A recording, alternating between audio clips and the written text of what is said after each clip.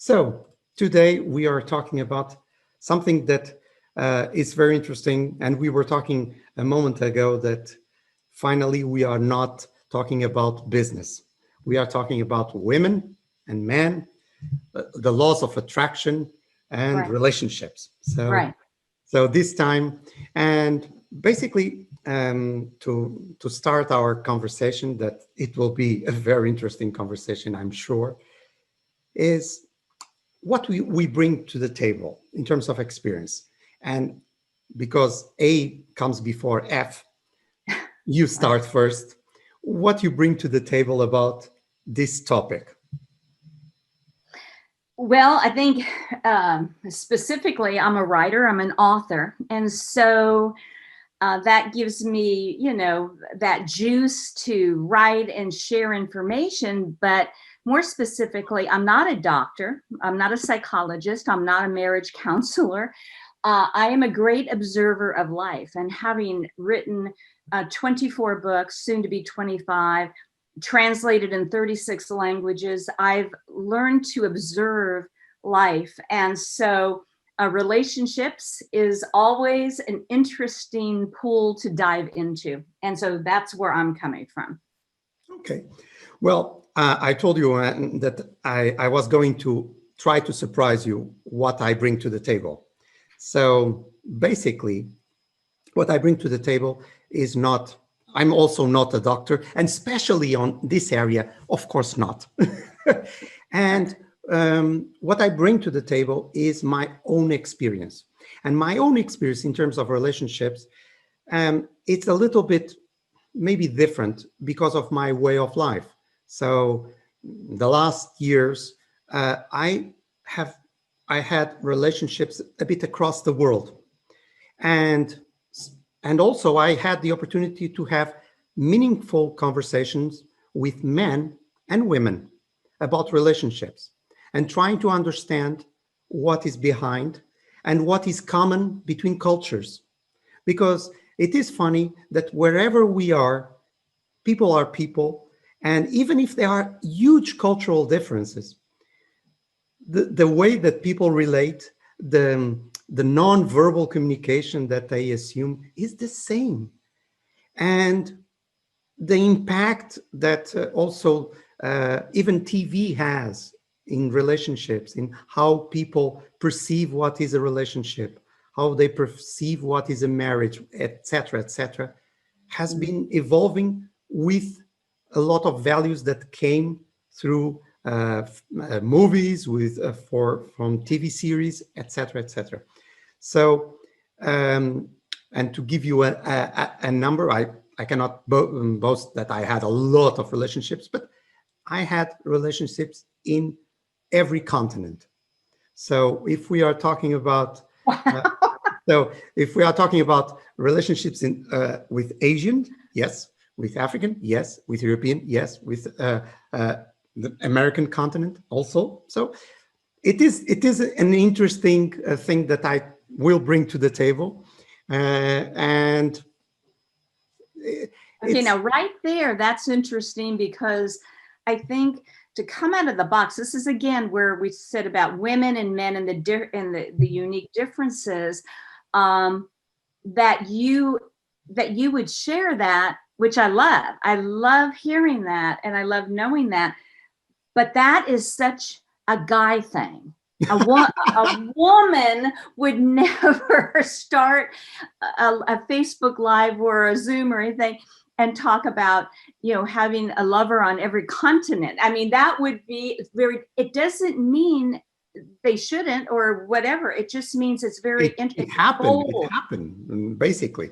but it's a bold communication a technique, and I support that. So I'm just glad that you shared that, so we're just going to check those boxes. I love it.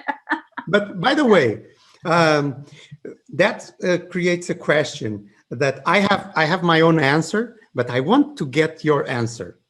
Okay. Who do you think cheats better, men or women? Women, for sure, women.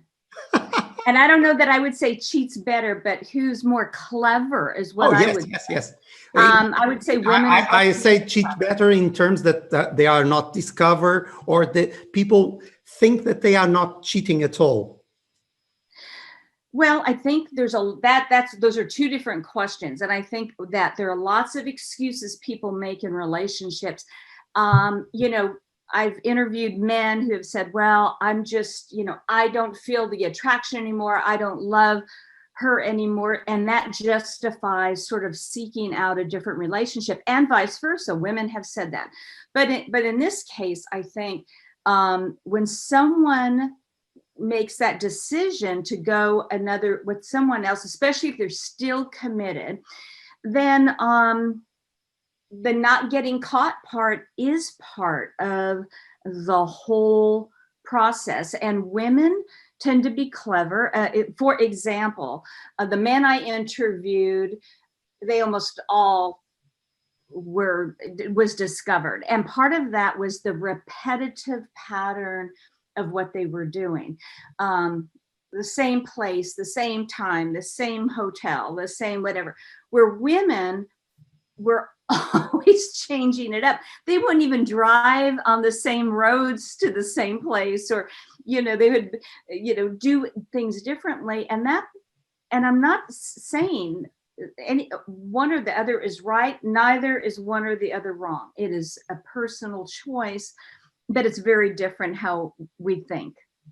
Yeah, but the thing is that one thing that distinguishes women from men is that women are much more detail oriented.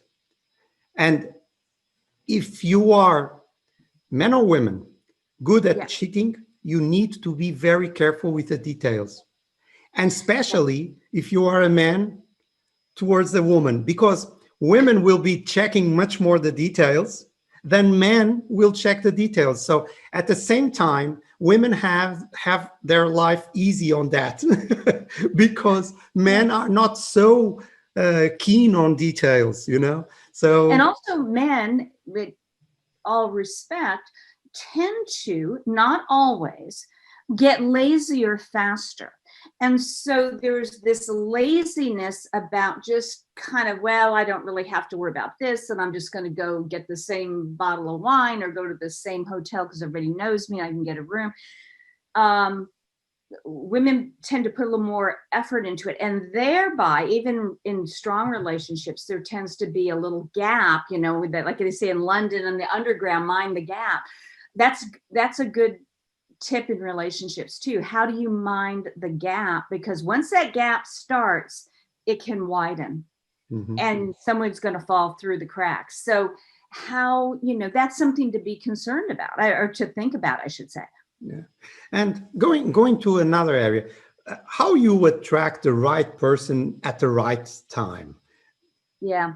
And I've got my little, just so you know, I've got my manuscript right here. It's full of everything. So I have it in manuscript format. So I'm going to be looking at some of the notes I pulled out for today's conversation. How do you know it's the right person at the right time? No forethought is no foreplay. You got to put some thought into what the heck it is you want. No forethought is no foreplay. So you're not going to even get to first base if you don't think about what is it that you like. Everyone's different. What do I like? What does this person like? I think you have to eventually come off the high of, there's a high that happens in your brain when you meet somebody. And I think when you meet the right person, part of that is not expecting anything when you go into it. What do you think? I mean, I think you have to accept what I mean of the other person, not of yourself, but of the other person. Like, I expect you to do this right now, whatever. That doesn't work. I think you have to imagine what it is you want. So that's the forethought.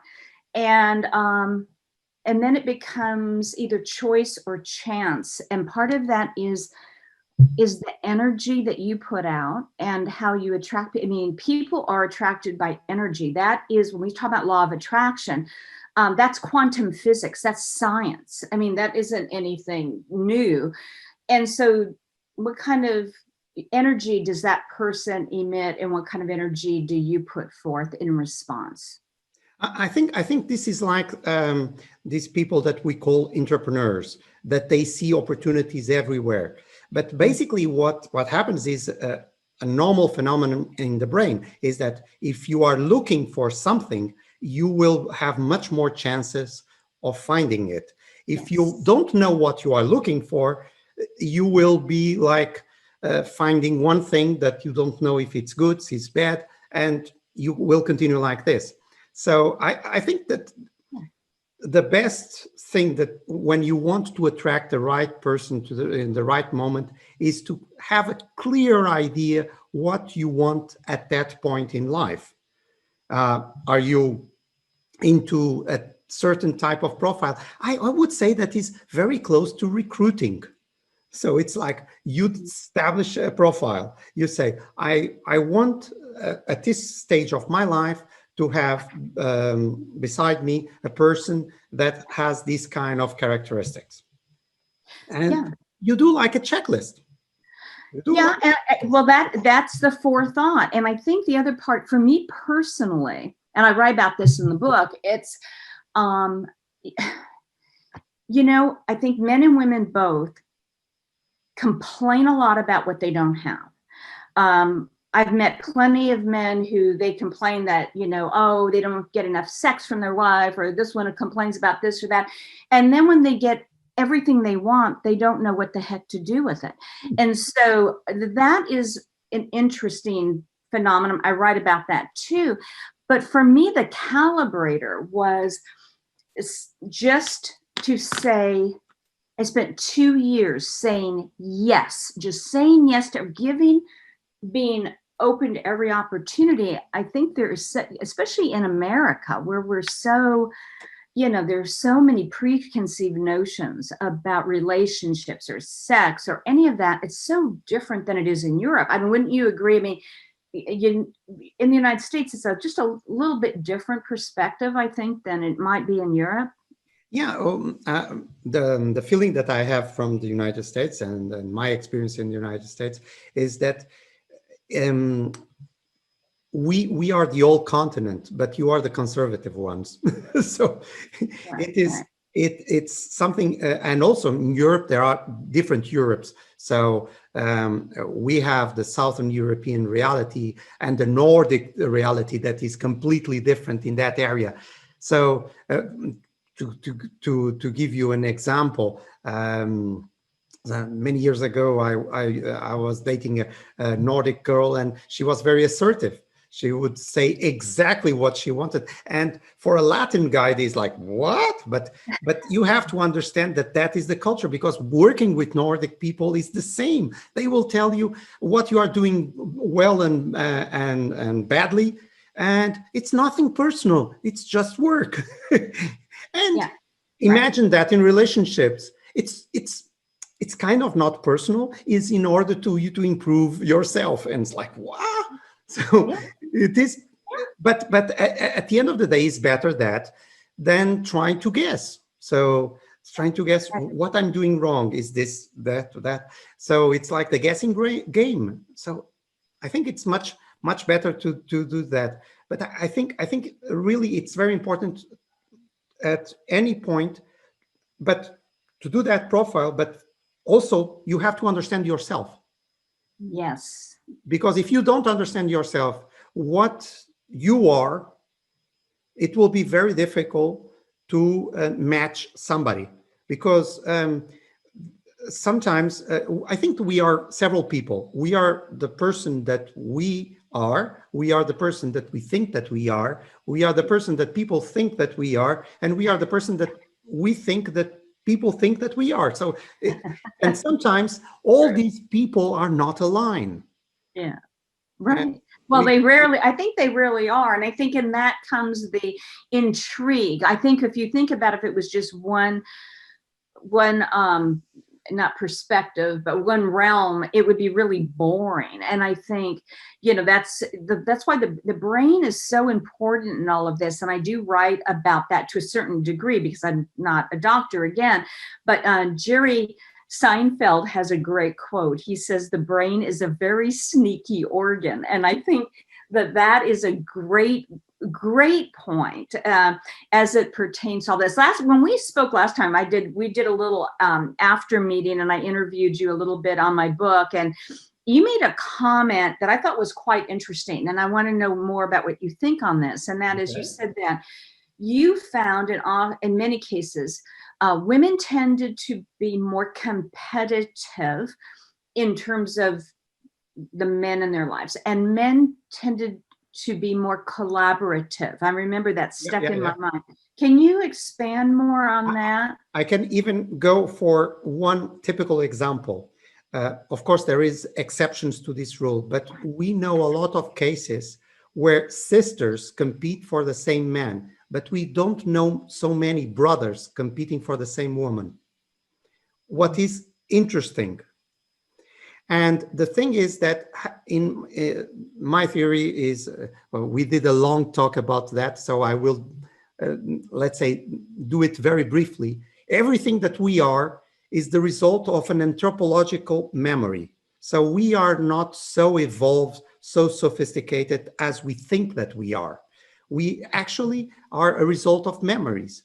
So while men are attracted more for physical aspect of the woman, because, okay, we are the primitive guys, so we are looking for reproduction functions. Women theoretically are much more evolved because they look to, if they are smart, if they are strong. Some of them are more attracted by strong men, some of them by smart.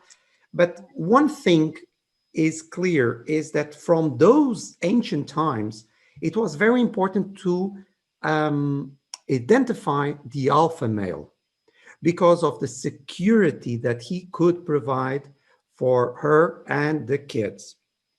We have to understand what was being a woman for millions of years. It's not the last 10 years, the last century, millions of years. It was a survival issue. And in order to survive, you had to be close to power. And power would manifestate itself by physical strength or intelligence. And I think that is part of the hard wiring that's in every man and woman on the planet. However, I will say that through the evolution of all of us and how we think in the past, even 50 years, 20 years, 10 years, when you talked about how the physicality that men, seek the certain physical dynamics or whatever, women, have different or think differently. What I find is that gap's closing. I don't see that. And the women I've interviewed, they definitely look for physicality. Hence the difference now between women who tend to be a decade older than the men they are with. And that tends to be good because they have more energy typically than men. Men lose, testosterone, they lose a lot of, energy things. And that is a turnoff for a lot of women. So I think that is why you see the age difference thing becoming more and more and more and more prevalent, because the women are seeking that, specifically seeking that. Well, I think also there is one thing about the image, that we live in a society that our image is much more exposed because of social networks, because of the sharing of photos. Think about a platform like Tinder, swipe right, swipe left. So image is everything. And this is being, I think it will be even worse in the next years, because you can see young teenagers, especially girls, that are completely obsessed with the image that they put forward through the Instagram, Snapchat, TikTok, whatever. Yeah. And they are in the daily basis in with a mindset like a celebrity. So Mhm. they have to be at all time at the best. They know what is their best profile. They know how to put their lips, the duck lips, or something like that. Right, right, right. So everything.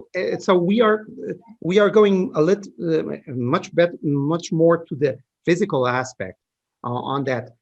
But again, it is everything comes to the anthropological memory that people have. Um, that's why women are so competitive between each other, because theoretically there is not, in a tribe, there is not 10 alpha males, there is one or two.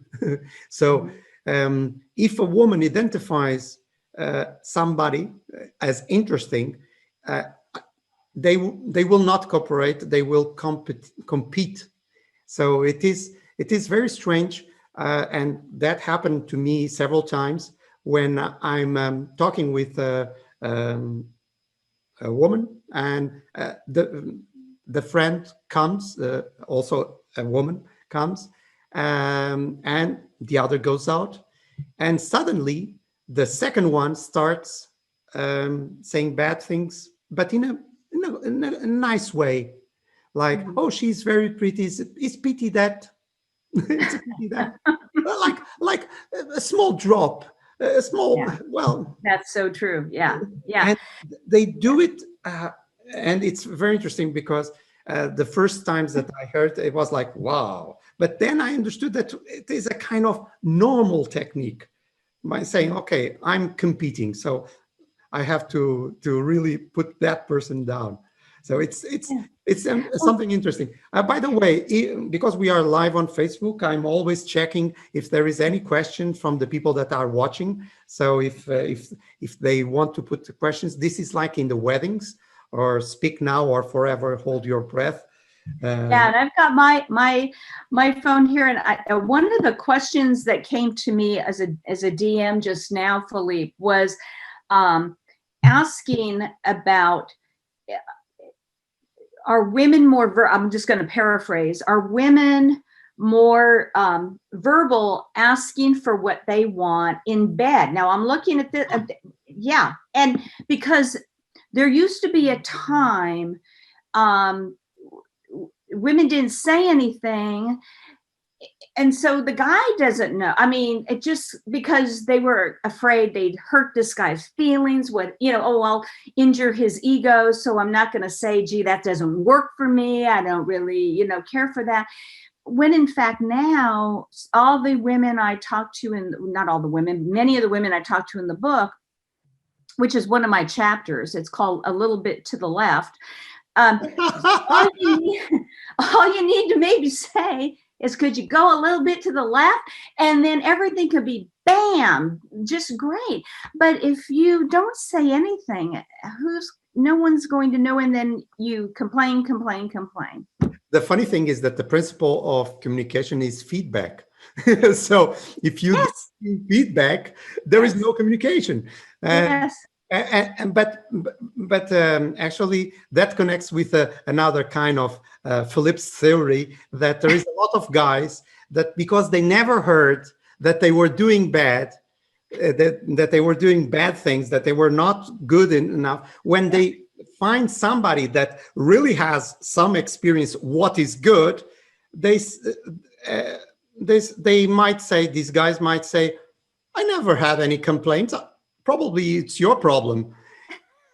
And and these guys can continue through life not knowing that they really suck on that. So Yes, they are really, yes, yes. And and also, they can't, it's difficult for that group of men, in my opinion, and personal research, for them to accept that they're not the all-American great lover of all time. On a scale of 1 to 10, you're a 15. I mean, that's such a bunch of BS. I mean, and so it's like, it the polish and the perfection and the greatness comes from the communication, like you said. but you have to be willing to communicate, because otherwise you just pull out your crystal ball and hope the other person gets it. And that is never going to happen. Hence, I think why women feel very comfortable oftentimes with younger men, because they handle it better. They Yeah, don't handle it the same way. they will be the teacher. Yeah. Yeah, well, in both ways, and just such a different. There's just more of a synchronicity. I'm not saying that applies to everyone, and I'm not saying it has to be decades. I'm just saying even a few years can just be a better recipe.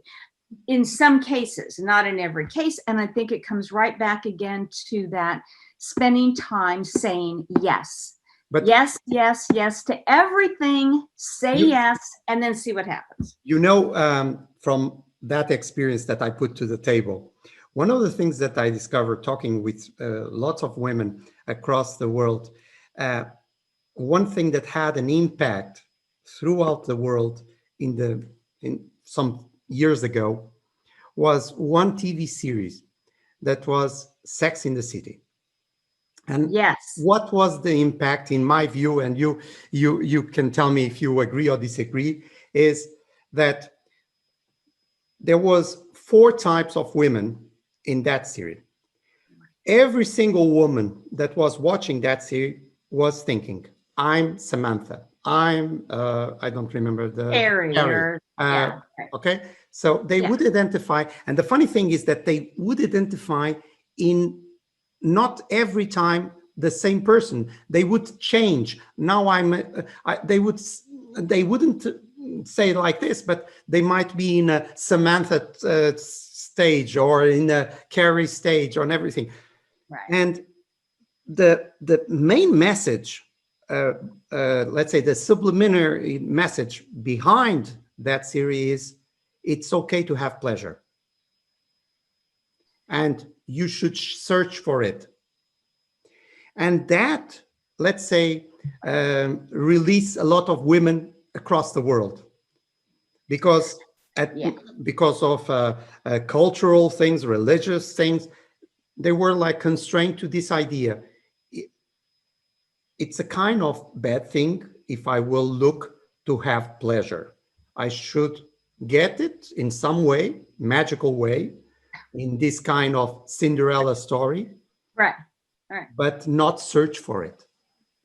Well, and I agree with you on that. In fact, I write about Sex in the City in my book because I studied those scripts. I studied the dialogue and the character development of that show, which was probably one of the most brilliant shows of its time for all the reasons you've just mentioned.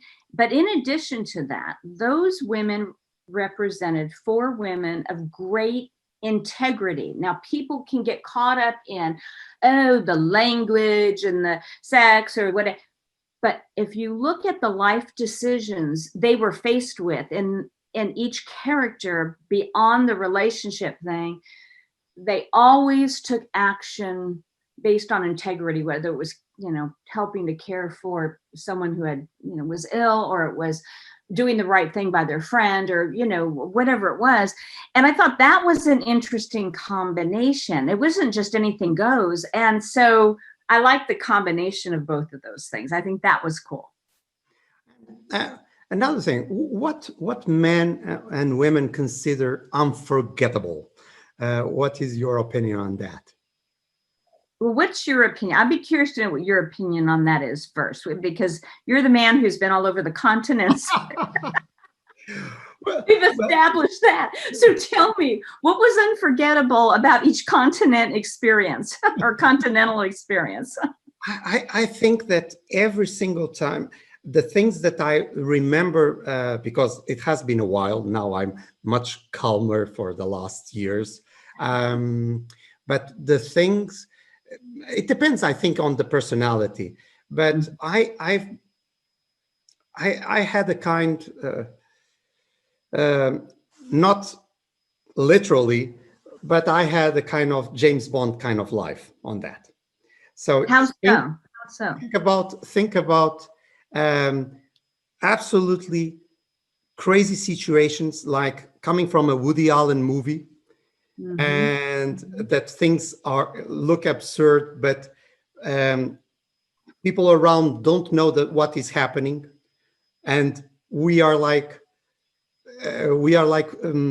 doing things in a way that nobody knows what we are doing, Right. and having a kind of adventure around that. So Right. that creates an unforgettable experience.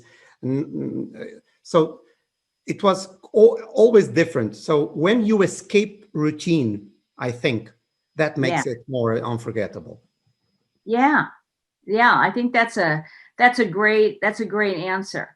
Um, and I think whatever, what makes people unforgettable too are different, spontaneous action. So you found spontaneity. There's a term I use in one of my books. I say plan to be spontaneous, which is an oxymoron. Obviously it doesn't exist, but it's but that's what you seem to have done. You plan to be spontaneous, and I think that is a great way to be unforgettable. But it is difficult for some people. Not everyone is outgoing or gregarious. So I'm not recommending people break the mold just to do. You got to do what brings you joy and happiness and peace of mind. And as long as you do, I always say, as long as you don't do harm to anyone, it's no one's Yeah. else's business. You just don't do harm I, to I, anyone. I was now thinking about an example of unforgettable. Do you know that movie with George Clooney, Up in the Air? Yes. Okay. Okay. So there is a scene that you see George Clooney, and I don't remember the name of the actress, that they open the computers and they are checking schedules where they are in the USA Yeah. and where they can meet Yeah. at let's say thinking about flights, hubs, and everything. And I did just like that, but not being in front through Skype. Right. So with a sky scanner, booking at the same time, looking to which city in the middle we could meet and things like this. And this creates kind of that kind of unforgettable experience. So when I saw that movie, I was like, wow. Yes. Well, and I think there is a lot to that. And I've had relationships too with, and I think the best relationships I've had, that when I say relationship, maybe it was nothing deep to it, but what was not being in the same city. I think sometimes togetherness can be overrated. I don't mean that in terms of, I believe in certainly marriage, relationships, commitment, all of that. I believe in all of that. It's just that sometimes, depending on the time of your life, it's good to have the distance because things are always fresh as a result. And that freshness, is something you work hard to keep going on. And so I think your point is excellent. I think your point is excellent. As long as you don't do harm to someone, I think, that again, What you were saying about distance, I was thinking this is a way, the distance, when you have this kind of distance from time to time, is a way of keeping the relationship in the dating stage. exactly. So Yeah. no, so you are, because that's another Philip's theory, Yeah. that Yeah. men are much more romantic than women, and this is because normally we think, women are the romantic ones, but men like to be dating the whole time, and women, they go from dating to their let's say the marriage or living together routine. They tend to try to make it a routine, uh, and that is sometimes the way of killing a relationship. And fixing, well, and things happen if, children are involved, or that's one of the things I write about in the book, is the way to kill a relationship fast is to immediately tell some guy or woman, oh, okay, can't wait for you to meet my sister, meet my mom, come to my mom's birthday party, come. the dynamics change when other people get involved. I'm not saying you should eliminate everyone in your life, but you have to carve out. It's got to be sacred. I mean, to me, that's got to be a sacred space first and foremost for a lengthy period of time. And otherwise, I think the dynamics can kind of get messed up. Can I ask you, I promised the listeners I do a quick 3-question assessment. I'm going to ask these questions to you, Filipe, and the answer is either yes or no. So it doesn't have to, and you can just jot it down. It can be private. You don't have to share that, or you can say it. But so my face will say it. then just say I will put my poker face, you know. No, I want you to say it. I think that'll help people. I'm looking for my sunglasses. Yeah, right. I hear you. So 3 quick questions. And in my book, I do a lot of assessments that are very deep. This is very superficial, just really quick to kind of calibrate where you are. Number 1, is someone who listens a turn on for you? Someone who is a good listener, is that a turn on, or does it even matter? Yes or no? Yes. Okay. Yes, Filipe, first question. Second, does the person's past experience, woman or man, is their past experience with other relationships matter to you? Yes or no? Not really. Okay. And number 3,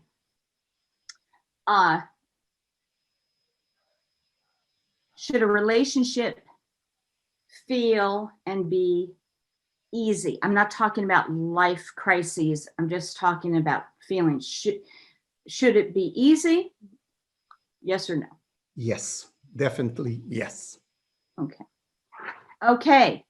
You get A++ because the idea is to get 3 yeses. You got 2. As long as you get 2 out of 3, you are thumbs up.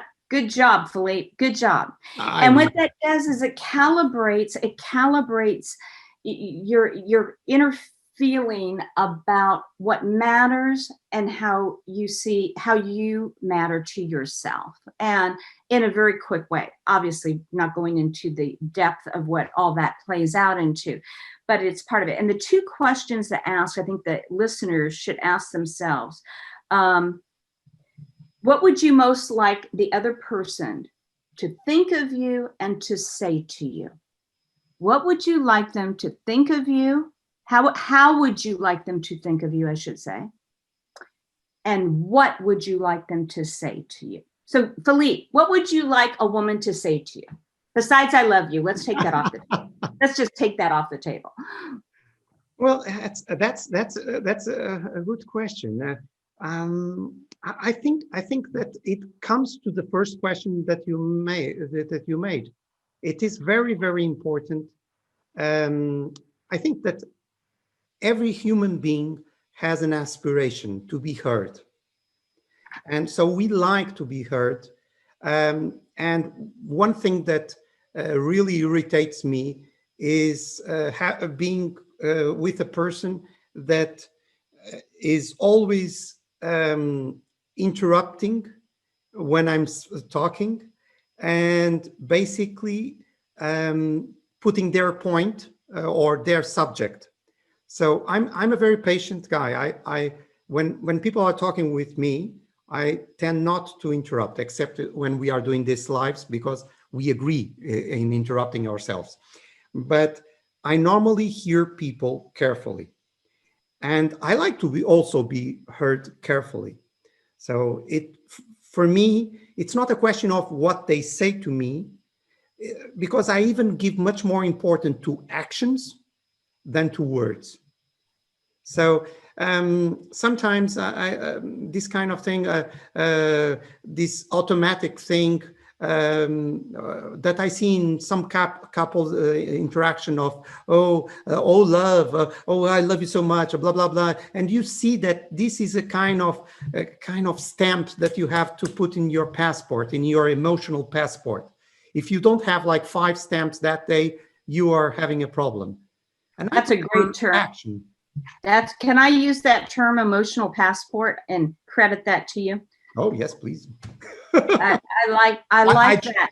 Basically, I just create it now, so it's. I hope nobody else created a moment.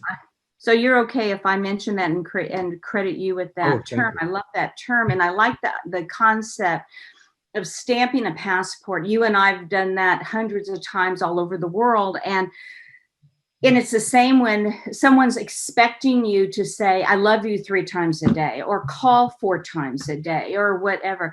So you said, what kind of actions does the person present? So let me ask you, what kind of actions do you look for as a man? Surprise. That gets back to spontaneous, doesn't it? Exactly. Okay.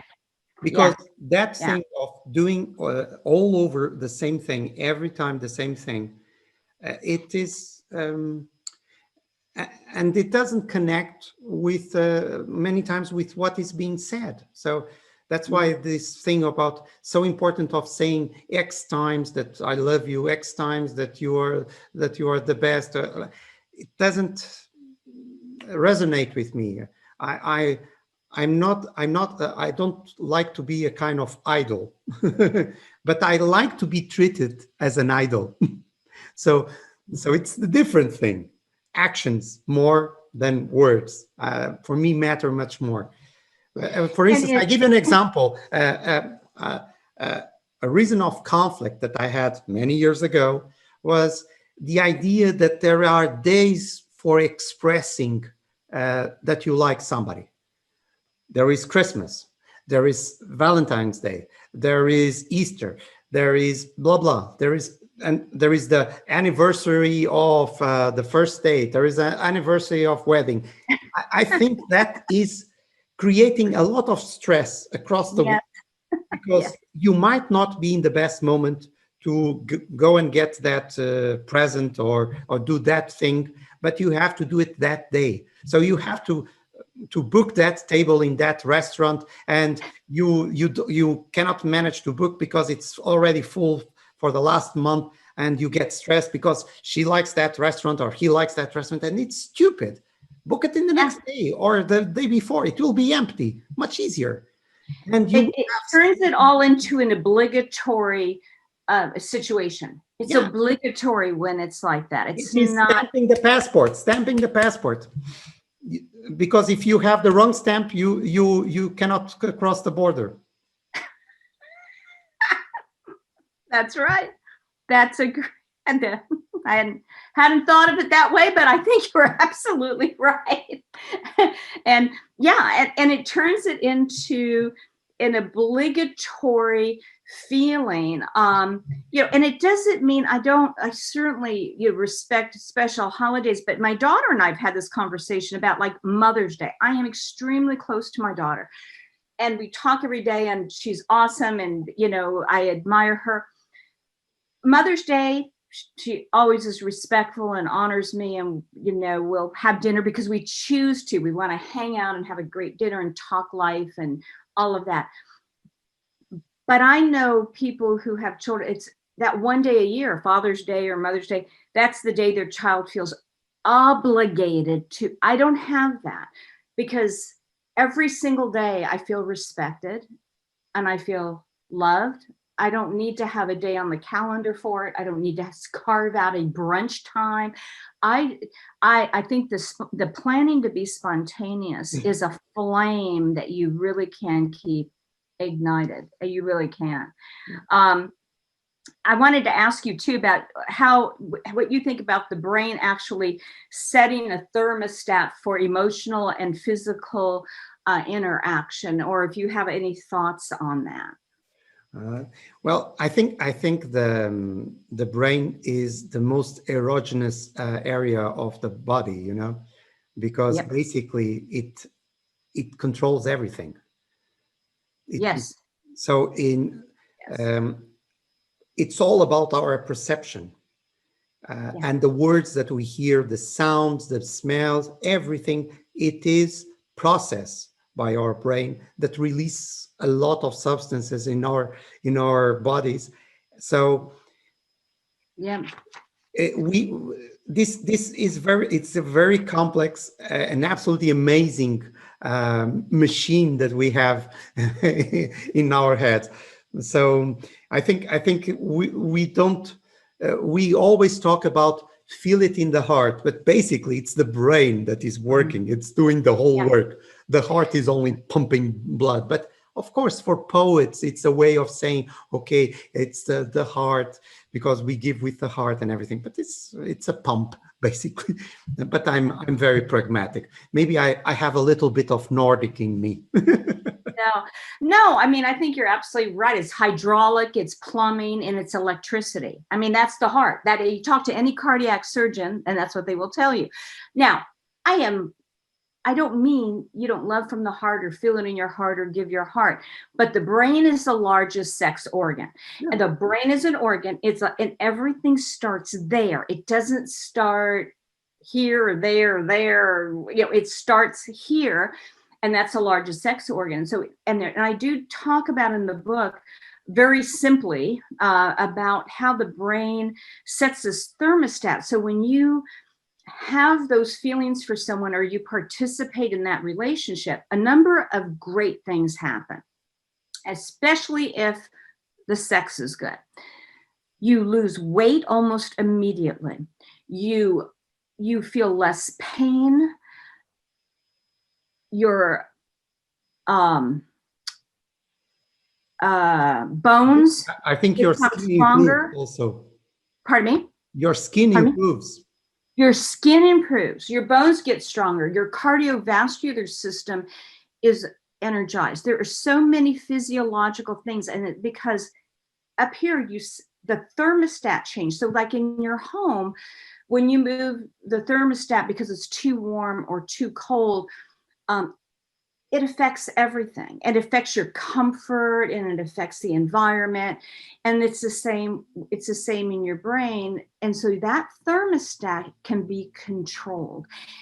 And age has very little to do with it. It has to do with your awareness and the ability to, again, say yes. I mean, that is, if you don't say yes, if you think all this and you keep saying no, no, no, no, no, you're going to stay in the same place. So, how are you saying yes? I guess that would be sort of one of the things I want people to think about after this conversation. Yeah. So don't limit your brain, because it's always up to us. So our mood, we can control our mood. So, and also we should surround ourselves with people that help in getting us in a good mood. And yes. Because, and that's so important. Yes. Go ahead. I'm sorry. Yeah. No. It's basically what this is, that we are also the people that we surround with.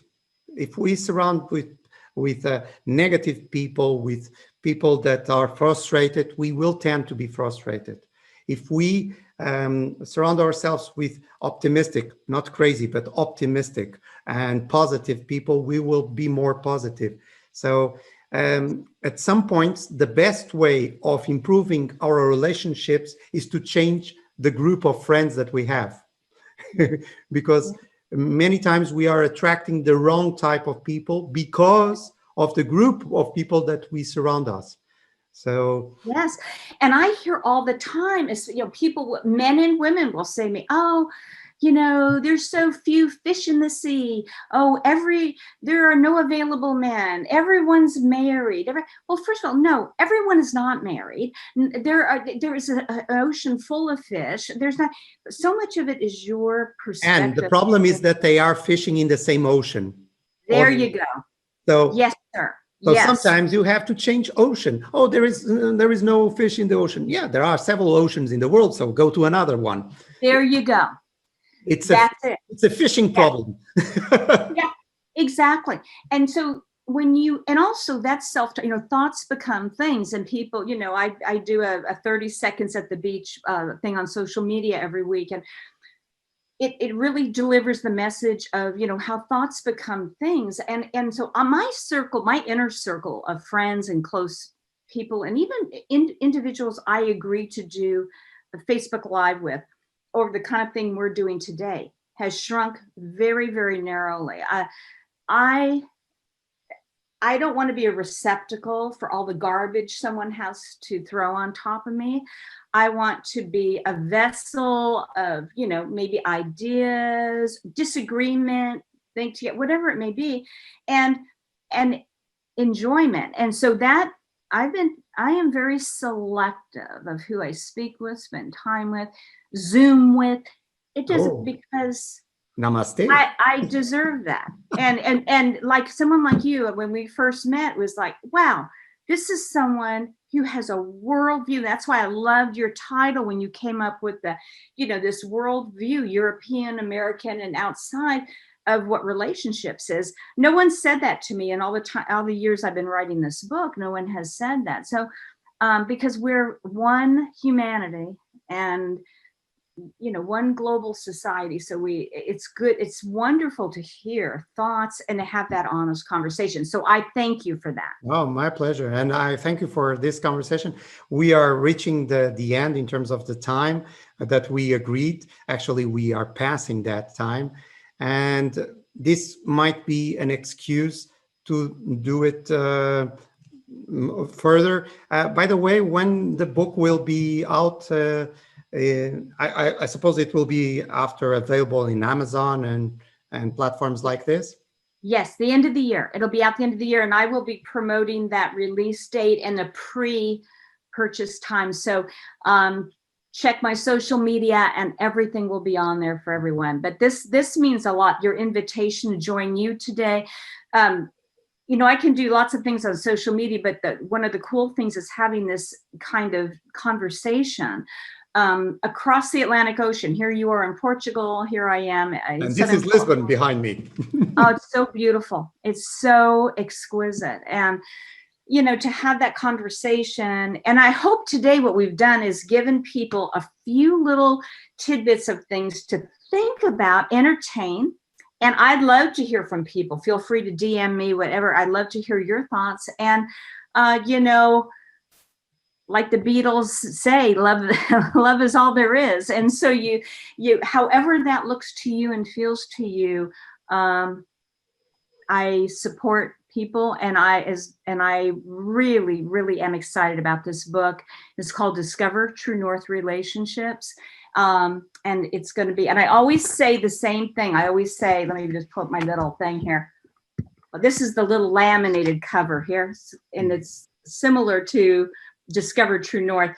Follow the heart. Okay, so that's my point today. And the important thing is that you have research to based on what you are writing, what you wrote, to better say. So this is very important because you talked with people.